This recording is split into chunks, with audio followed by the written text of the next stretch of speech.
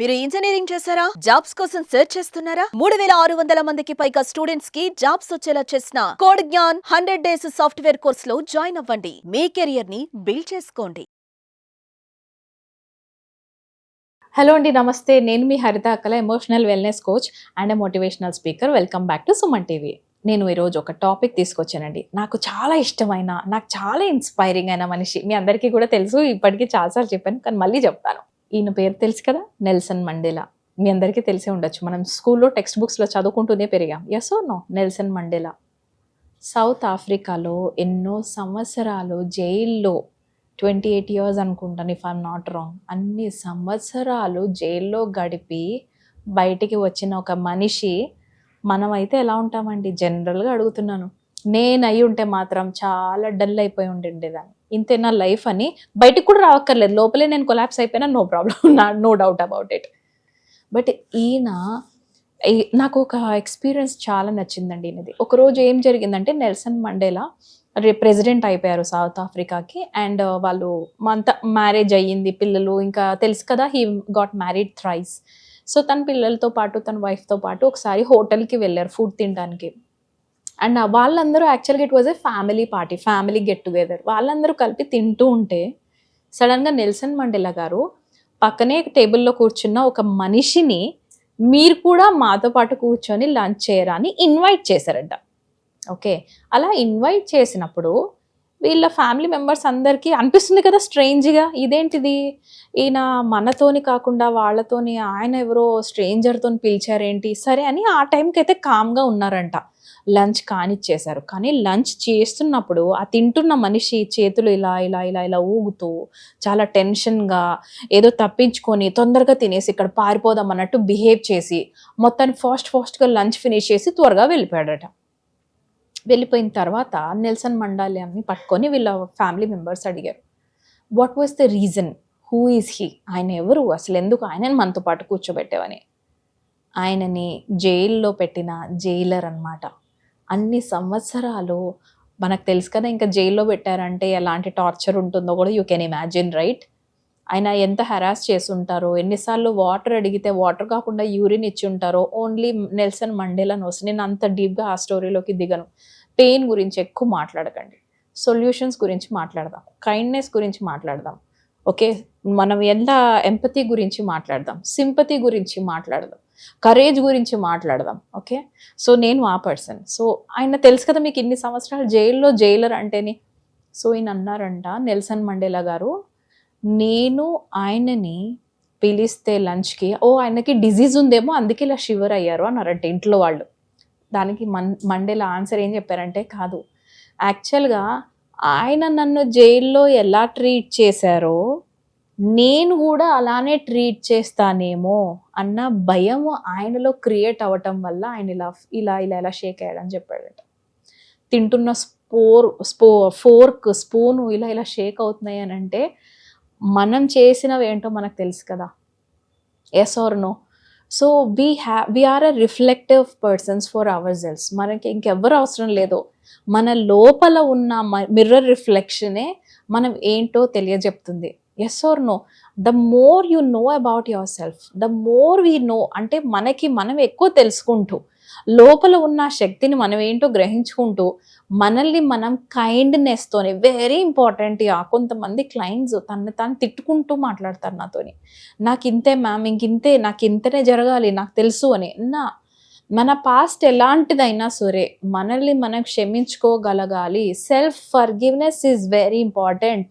అది మీరు ఎలాంటి నీచ్ కమీన్ కుత్తే పాపాలు చేసినా సరే, ఓకేనా, మనం సెల్ఫ్ ప్యాషన్ వైపు వెళ్ళకపోతే మాత్రం మనం ఫర్దర్ లైఫ్లో ఏం చేస్తామో చెప్పనా, ఎవరైనా వచ్చి మనల్ని కొట్టినా కూడా చాలామంది ఎలా కాంప్రమైజ్ అయిపోతారంటే లైఫ్లో, నేను చేసిందే ఏదో పనులు, నేను చేసిందే అలాంటి టైప్ పర్సన్ కాబట్టి నాకు ఇలా జరగాల్సిందే, వీడు కాకపోతే వేరేవాడు అని అక్కడే మళ్ళీ అడ్జస్ట్ అవుతారు life. Rest of the life ఎంత వాల్యుబుల్ తెలుసా అండి?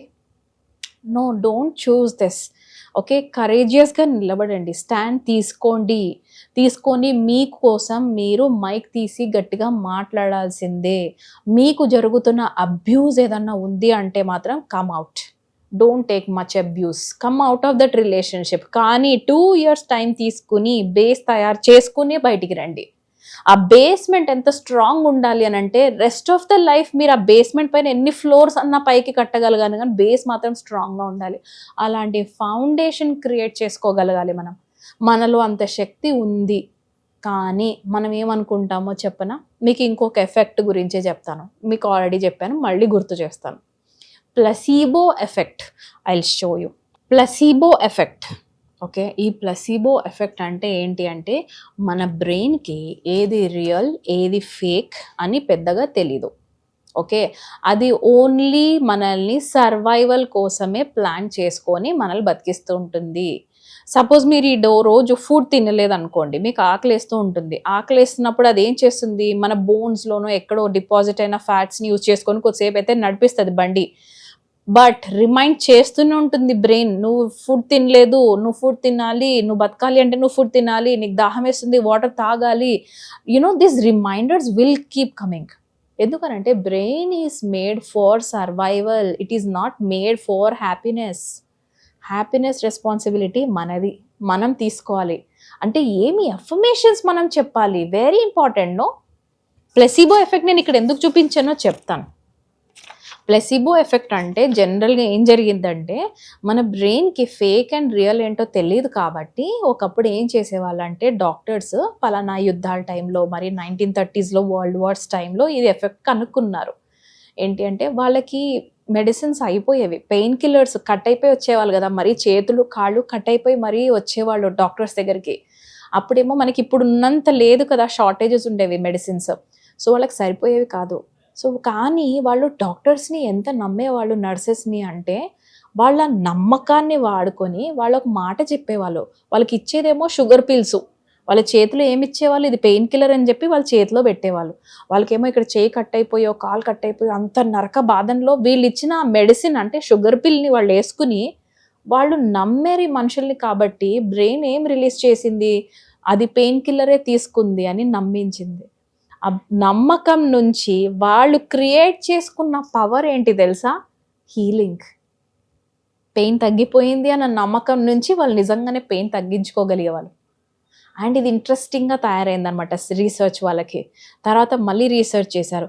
ఇలా కొన్ని రోజుల తర్వాత నెక్స్ట్ లెవెల్ రీసెర్చెస్ చేసిన తర్వాత ఒకసారి ఏం కనుక్కున్నారంటే, ఒక పేషెంట్కి అయితే ఊరికి నాకు సర్జరీ చేస్తేనే హీల్ అవ్వుద్ది, సర్జరీ జరిగితేనే నాకు బాగవుద్ది అని పేషెంట్ ఎంత నమ్మాడు అని అంటే ఆ డాక్టర్స్కి ఇంకేం చాయిస్ లేకుండా ఊరికే అలా వాళ్ళ కోసం కట్ చేసి, ఆపరేషన్ చేసినట్టుగా కట్ చేసి మళ్ళీ స్టిచెస్ చేసేసారు. లోపల ఏం చేయలేదు యాక్చువల్గా. బట్ ఈ పేషెంట్ ఏదైతే మైండ్లో సెట్ అయిపోయాడో, తనకి సర్జరీ జరిగింది, ఇప్పుడు నేను బాగుంటాను అని, ఆ నమ్మకం ఈజ్ ప్లసీబో ఎఫెక్ట్. నిజంగా షుగర్ పిల్స్ ఇచ్చారు, పెయిన్ కిల్లర్స్ ఇవ్వలేదు, కానీ డాక్టర్ నాకు నిజమే పెయిన్ కిల్లర్ ఇచ్చాడు అన్న నమ్మకం వాళ్ళని పెయిన్ వైపు నడిపించింది. నీకు అర్థమవుతుంది కదా ప్లసీబో ఎఫెక్ట్ అంటే? మన లైఫ్లో మన చుట్టుపక్కల ఉన్న మనుషుల మధ్యలో ఈ నమ్మకం, most importantly trust. Today I trust you, tomorrow I don't trust you. I don't trust that person, now I don't belong to him, now I don't trust him anymore. అబ్బా ఎన్ని సెంటెన్సెస్ యూస్ చేస్తారు తెలుసా కొంతమంది అయితేని నా చుట్టుపక్కల. I don't trust you అని మనం అనటం అంటే వాళ్ళని మనం ఒక లిస్ట్లో పెట్టేసుకున్నాం మన బ్రెయిన్లో. ఏంటి అంటే వాళ్ళు ఇంకేం చేసినా సరే నేను నమ్మను అని. నేను చెప్తాను, అవతల వాళ్ళకి చెప్తున్నా, ఇలా ఫిక్స్ అయిన మనుషుల్ని ఇంక మీరు నమ్మించడానికి ప్రయత్నం చేయకండి. ఎందుకు అని అంటే డోంట్ వేస్ట్ యువర్ టైం. వాళ్ళు బ్రెయిన్ మెంటల్గా ఫిక్స్ అయిపోయారు మిమ్మల్ని నమ్మొద్దు అని. మరి ఎందుకు బతిమాలకాలి? మరి ఎందుకు వాళ్ళని మనం చాలామందిని చూస్తాను కదా, బెగ్గింగ్ మోడ్లోకి వెళ్తారు. You will be like begging beggars, emotional బెగ్గర్సా? I'm so sorry for using these words, కానీ బాధ అవుతుంది. ఎందుకంటే వాళ్ళు మనల్ని వద్దు అనుకున్నాక కూడా ఎందుకు వాళ్ళ వెనకాల పడతారు? ఎందుకు వాళ్ళ వెనకాల మనం అడుక్కోవాలి? లైఫ్ లాంగ్ వాళ్ళని నేను నమ్మను, I don't trust you anymore అని అంటే ఆస్క్ ఫర్ ఫర్గివ్నెస్. అలానే మొత్తం వదిలిపెట్టేసి ఎంజాయ్ చేసి వేరే గోవాకి వెళ్ళి ఇంకొక అమ్మాయితో ఎంజాయ్ చేయండి అని నేను అనట్లే. అలానే అమ్మాయిలకు కూడా వీడు ఎట్లనో మనల్ని నమ్మడు కదా అని చెప్పి బయటికి వెళ్ళి ఇంకొక ఎఫ్ఐఆర్లో పెట్టుకోకండి. I don't mean that, but don't waste your time. Right? Me time, ఎంత వాల్యుబుల్ ఉన్న టైం తీసుకెళ్ళి వేరే వాళ్ళ నమ్మకం సంపాదించుకోవటంలో ఇన్వెస్ట్ చేయకండి.